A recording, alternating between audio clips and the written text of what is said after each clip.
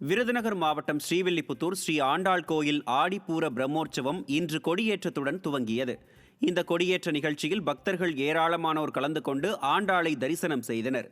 8 நாட்கள் நடைபெறும் விழாவில் 5ஆம் நாளான வரும் 10ஆம் தேதி 5 கருட சேவையும் 12ஆம் தேதி சயன சேவையும் நடைபெறவுள்ளது. முக்கிய நிகழ்வான திரு ஆடிப்பூர தேரோட்டம் ஆகஸ்ட் 14ஆம் தேதி நடைபெறுகிறது. கிருஷ்ணகிரி மாவட்டம் சந்தூர் பகுதியில் அமைந்துள்ள முருகன் கோயிலில் ஆடி கிருத்திகை விழா வெகு விமர்சையாக நடைபெற்றது. இந்த விழாவில் குறும்பர் இன மக்கள் தங்கள் தலையில் தேங்காய் உடைத்து நேர்த்திக்கடன் செலுத்தினர். முருகன் வள்ளி தெய்வானையுடன் சிறப்பு அலங்காரத்தில் பக்தர்களுக்கு அருள் பாலித்தார். அதனைத் தொடர்ந்து அங்குள்ள மாரியம்மன் கோயில் முன்பாக குறும்பர் இன மக்களின் சிலிர்ப்பூட்டும் சேவையாட்டம் நடைபெற்றது. இந்நிகழ்வில் சுமார் 500க்கும் மேற்பட்ட மக்கள் கலந்து கொண்டனர். புதுக்கோட்டை மாவட்டம் ஆலங்குடியில் உள்ள நாடியம்மன் கோவிலில் மதியெடுப்பு திருவிழா கோலாகலமாக நடைபெற்றது. பெண்கள் தலையில் தென்னம்பாளைகளை குடத்தில் வைத்து சுமந்தவாறு ஊர்வலமாக வந்து அம்மனை வழிபட்டனர். ஆலங்காடு, கல்லாலங்குடி, சூரன் விடுதி உள்ளிட்ட சுற்றுவட்டார பகுதிகளைச் சேர்ந்த திரளான பக்தர்கள் கலந்து கொண்டு வழிபாடு நடத்தினர். தஞ்சாவூர் மாவட்டம் சுவாமிமலை சுவாமிநாத சுவாமி ஆலயம் மற்றும் திருத்தணி சுப்பிரமணிய சுவாமி கோயிலில் திரளான பக்தர்கள் குவிந்தனர். சுவாமிகளுக்கு சிறப்பு அபிஷேக ஆராதனைகள் நடத்தப்பட்ட மகா தீபாராதனை காண்பிக்கப்பட்டது. காவடி எடுத்தும் அலகு கூத்தியும் ஊர்வலமாக வந்த பக்தர்கள் முருகப்பெருமானை தரிசித்து வழிபட்டனர். திண்டுக்கல் மாவட்டம் நிலக்கோட்டை அருகே பெண்கள் குளிப்பதை தலக்கேறிய போதையில் படம் பிடித்தவர் சிக்கினார். சங்கால்பட்டியில் நடைபெற்ற இந்த சம்பவத்தில் அந்த இளைஞரை ஒப்படைத்து 2 நாட்களாகியும் வழக்கு பதிந்து சிறையில் அடைக்காதது ஏன் என கேட்டும், கஞ்சா விற்பனையை தடுக்க கோரியும் நிலக்கோட்டை காவல் நிலையத்தை முற்றுகையிட்டும் பொதுமக்கள் அப்பகுதியில் சாலை மறியல் போராட்டத்திலும் ஈடுபட்டனர். கடலூர் அருகே உள்ள பூசாரிப்பாளையம் கிராமத்தில் சேதமடைந்த பொது கழிப்பறையை சீரமைக்க கோரியும், தார் சாலையை உடனே சீரமைக்க வலியுறுத்தியும் மற்றும் குடிநீரை பரிசோதித்து புதிய ஆழ்துளை கிணறு அமைக்க கோரியும் வட்டார வளர்ச்சி அலுவலகம் முன்பு பொதுமக்கள் போராட்டத்தில் ஈடுபட்டனர். தங்களின் கோரிக்கைகளை ஏற்று அரசு உடனடி நடவடிக்கை எடுக்க வேண்டும் என மக்கள் மனு அளித்துள்ளனர். கரூர் மாவட்டம் குளித்தலை அருகே வைப்புதூரில் மருங்காபுரி காவிரி கூட்டு குடிநீர் குழாயில் திடீரென உடைப்பு ஏற்பட்டதால் பல லட்சம் லிட்டர் குடிநீர் வீணாக வெளியேறி ஆறு போல் ஓடியது.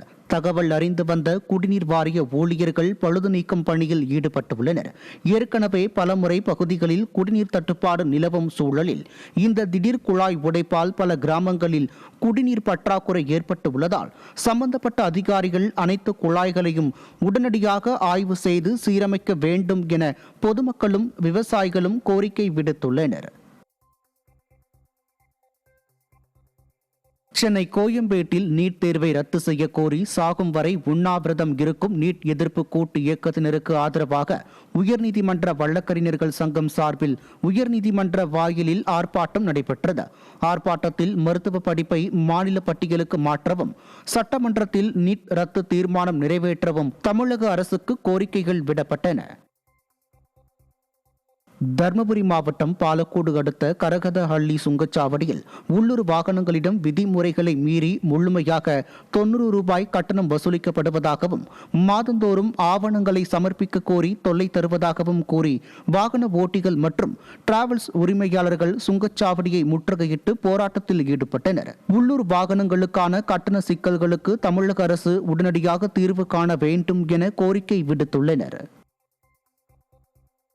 ராணிப்பேட்டை மாவட்டம் மேல்விசாரம் நகராட்சியில் பணியாற்றும் தூய்மை பணியாளர்களுக்கு அவசியமான பாதுகாப்பு உபகரணங்கள் முறையாக வழங்கப்படவில்லை என குற்றச்சாட்டு எழுந்துள்ளது.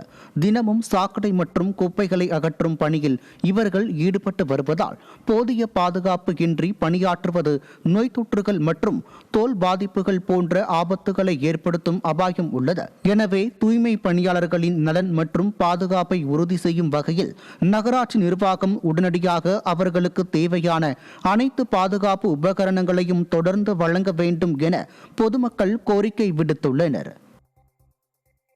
நீலகிரி மாவட்டம் கூடலூர் அருகே 250 ஆண்டுகள் பழமை வாய்ந்த பள்ளிவாசலின் மயான தடுப்பு சுவரை நெடுஞ்சாலைத்துறை கடந்த 3 ஆண்டுகளுக்கு முன்பு பாலம் அமைப்பதாக கூறி இடித்து தள்ளியது.